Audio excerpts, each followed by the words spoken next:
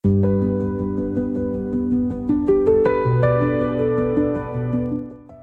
teman-teman, selamat datang lagi di podcastku. Apa kabar semuanya? Semoga tetap waras di tengah gempuran informasi yang tidak terbendung. Oke, teman-teman, kita hari ini juga akan membahas hal-hal relate yang ada di sekitar kita. Kita akan membahas tentang konten cepat nih. Coba deh, teman-teman, pernah nggak ngalamin ini? Misalnya kita itu cuma niat ke contoh TikTok atau Reels Instagram gitu ya. Sebentar nih niatnya ya, tapi tahu-tahu sejam aja udah scroll terus menerus tanpa sadar. Atau pas mau tidur gitu nunggu ngantuk terus nonton YouTube Short misalnya, tahu-tahu sudah tengah malam. Bahkan mungkin udah mau sampai subuh gitu. Nah, ini kenapa ya? Kita itu bisa segitu ketagihannya sama konten-konten pendek. Apa dampaknya buat otak kita misalnya, dan gimana juga nih efeknya buat kita mungkin yang berprofesi sebagai guru di dunia pendidikan di Indonesia. Nah, kita bakal bahas nih semuanya ya, jadi jangan kemana-mana.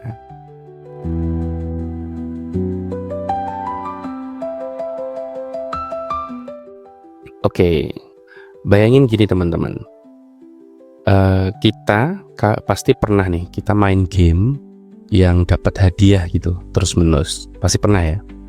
Misalnya game-game game-game permainan ringan misalnya, atau Candy Crush gitu. Nah, kita dapat hadiah-hadiah kecil gitu setiap pakai spin gitu. Nah, itu mirip banget kayak cara kerja konten cepat yang sering kita tonton. Setiap kali kita nonton video dari TikTok, Reels misalnya, otak kita itu kayak dapat hadiah berupa dopamin. Ini hormon yang bikin kita merasa seneng dan juga ngerasa puas. Masalahnya, semakin sering kita dapat dopamin instan tadi, otak kita itu jadi perlahan kayak manja. Jadi maunya ya jadi instan terus gitu. Nah, makanya kita lebih gampang bosen kalau harus baca buku panjang misalnya, atau dengerin penjelasan guru misalnya di kelas, kalau untuk siswa-siswa kita ya. Nah, kita udah terbiasa nih sama informasi yang cepat, padat, dan langsung ke intinya. Ini ada riset nih dari Harvard Medical School misalnya.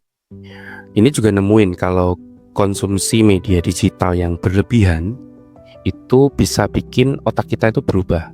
Dan ada fakta uniknya, ini juga dari studi dari Microsoft, bahwa rentang perhatian manusia itu sekarang lebih pendek, cuman sekitar 8 detik gitu.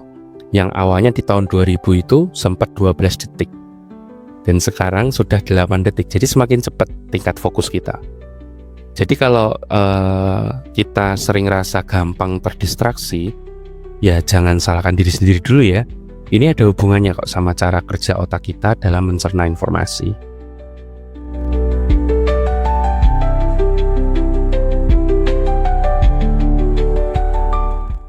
Oke, dari konten cepat yang kita tonton itu jangan salah juga ya, karena konten cepat itu punya manfaat sebenarnya. Manfaatnya besar juga kok.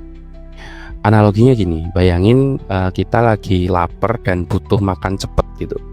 Nah, ada pilihan nih makanan cepat saji, misalnya mau beli seblak atau beli ayam goreng yang di pinggir jalan. Nah, makanan rumahan yang harus dimasak dulu itu pasti akan nanti dulu lah, pasti kita akan memilih jajan lebih cepat. Nah, konten cepat itu tuh kayak fast food, praktis gitu, enak dan bisa langsung dinikmati. Sementara buku atau video panjang itu kayak masakan di rumah, butuh waktu buat diolah tapi banyak bergizinya gitu. Nah, manfaat lainnya misalnya konten cepat itu efisien dan ringkas. Jadi misalnya dalam 30 detik itu kita bisa dapat informasi penting tanpa harus baca artikel panjang. Bisa juga jadi sumber edukasi yang cepat atau kilat gitu. Banyak loh akun-akun edukasi yang bisa menjelasin konsep kompleks dengan cara yang simpel gitu. Jadi sudah disederhanakan oleh konten kreatornya. Juga bisa meningkatkan kreativitas karena terbatas durasi. Akhirnya kreator itu harus inovatif dalam menyampaikan pesan. Jadi ini bagi kreatornya ya. Dan juga bisa menghibur dan mengurangi stres. Kadang memang nonton video pendek itu bisa jadi mood booster gitu di tengah hari yang sibuk, lagi bosen, itu bisa cukup membantu gitu. Tiba-tiba tertawa, nah itu kita dapat dopamin dan bisa menjalani aktivitas. Contoh lagi misalnya kalau saya itu suka akunnya Asap Science itu misalnya. Di konten itu bisa ngejelasin konsep sains hanya dalam 30-an detik lah. Bayangin kalau dulu kita harus buka buku tebel buat ngerti hal yang sama intinya. Jadi kalau dimanfaatkan dengan baik, konten cepat itu bisa jadi alat belajar yang luar biasa banget.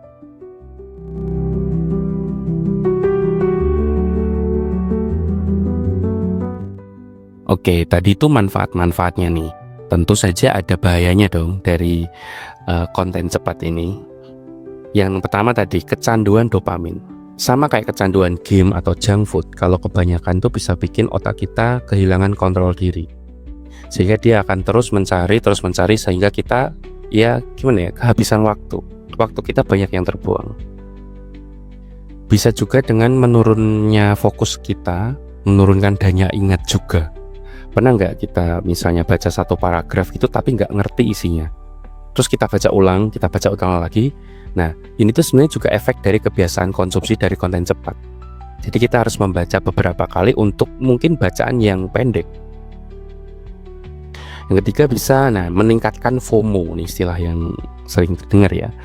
Meningkatkan FOMO itu fear of missing out.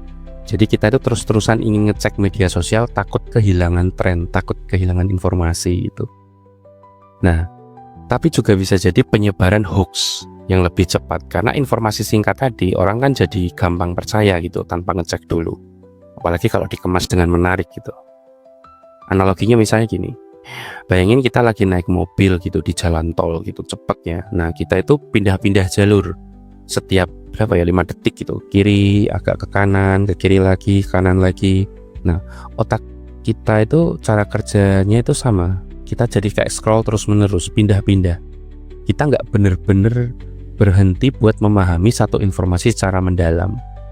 Nah, ada juga nih studi dari University of California nemuin bahwa kebiasaan pindah-pindah fokus di media sosial itu bisa nurunin konsentrasi sampai 30%.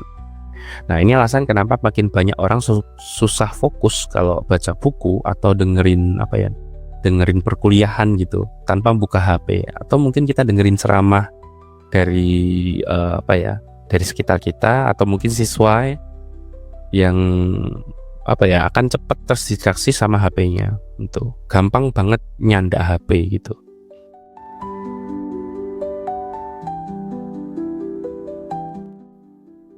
Nah sekarang kita masuk nih, kita ke dunia pendidikan ini. Buat guru-guru, atau mungkin buat siswa-siswa yang mendengar podcast ini. Nah fenomena ini tuh nggak cuman ngaruh nih ke kehidupan sehari-hari, tapi juga ke cara belajar kita. Buat siswa nih misalnya, banyak siswa lebih suka belajar dari video pendek dibandingkan dengan baca buku. Nah tapi ini bikin daya fokus makin lemah dan minat baca jadi turun. Nah ini terbukti juga di studi dari Pusat Penelitian Kebijakan Pendidikan Indonesia, bilang kalau 70% siswa lebih suka belajar dari video pendek. Tapi dari 70% itu 30%-nya yang ngecek keakuratan informasinya. Jadi ya kayak nurut aja dari informasi yang didapat. Itu kalau dari siswa nih. Kalau dari guru, sudut pandang guru juga mulai happy juga menggunakan video pendek buat ngajar, entah bikin sendiri ataupun mengambil dari sumber lain. Tapi nggak semua guru itu nyaman atau punya skill buat bikin konten edukatif ya. Kita nggak semua punya kemampuan untuk kesini. Nah survei dari Kemdikbud ini juga bilang cuma 40% guru yang nyaman pakai media sosial buat ngajar, padahal 85% siswa berharap guru mereka lebih sering pakai video pendek. Jadi itu ada tayangan visual untuk membuat pembelajaran jadi lebih kontekstual. Analoginya gini, mungkin dulu guru kayak kapten kapal gitu. Nah kodenya yang ngarahin murid-muridnya yang ada di kapal itu. Tapi sekarang murid-murid kita itu lebih sering dapat informasi dari lautan informasi yang bebas gitu di media sosial. Kalau nggak ada yang ngajarin cara memilah mana yang benar dan salah, ya mereka bakal nyasar tenggelam di samudra hoax gitu. Mereka akan tenggelam di situ.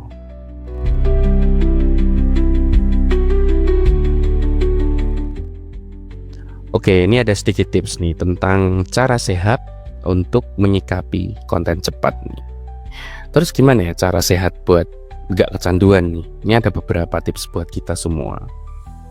Bisa dengan teknik mindful scrolling. Jadi sadari kapan mulai kecanduan dan stop sebelum keterusan. Mungkin kalau teman-teman menggunakan gadget, bisa dimanfaatkan fitur untuk pengaturan waktu penggunaan sosial media atau aplikasi lainnya. Itu tersedia kok di settingan HP kita untuk memantau seberapa lama loh kita menggunakan HP hari ini. Nah, itu bisa jadi pengingat kita. Yang kedua, bisa dengan latih otak dengan konten panjang. Konten di sini tidak harus dalam bentuk video ya, tentu saja dengan baca buku, biar otak itu tetap tajam untuk mengolah informasi. Selanjutnya, selalu saring informasi sebelum percaya, apalagi dari situs yang bukan situs resmi gitu, atau mungkin cuma situs meme gitu. Jadi jangan langsung percayalah intinya dari info-info video pendek, cek dulu sumbernya. Kemudian bisa kurangi notifikasi media sosial. Ini kadang kalau HP kita bunyi kelunting itu kan kayak pengen ngecek gitu ya. Nah itu bisa dimatikan sementara fitur itu biar kita nggak terlalu terdistraksi setiap kali HP bunyi tuh. Dan pada akhirnya ya sama-sama harus beradaptasi, baik kita ataupun yang berprofesi sebagai guru ataupun siswa. Jadi sama-sama bisa beradaptasi menggunakan dengan bijak media digital yang tersedia di sekitar, tapi juga seimbang dengan metode belajar yang konvensional, diseimbangkan gitu. Intinya itu bukan berarti kita harus berhenti menggunakan sosmed, cuman ngerti aja kita efeknya dan pakai dengan bijak gitu. Ya itu tips-tips yang sering kita dengar di sekitar kita ya, memang harus konsisten. Oke, itu dulu pembahasan kita hari ini ya. Semoga ada banyak manfaat yang bisa kita ambil, termasuk dari konten cepat tadi. Yang penting selalu hati-hati agar kita tidak ketagihan dan kehilangan fokus. Oke, jangan lupa follow kalau ini bermanfaat. Sampai bertemu di episode berikutnya.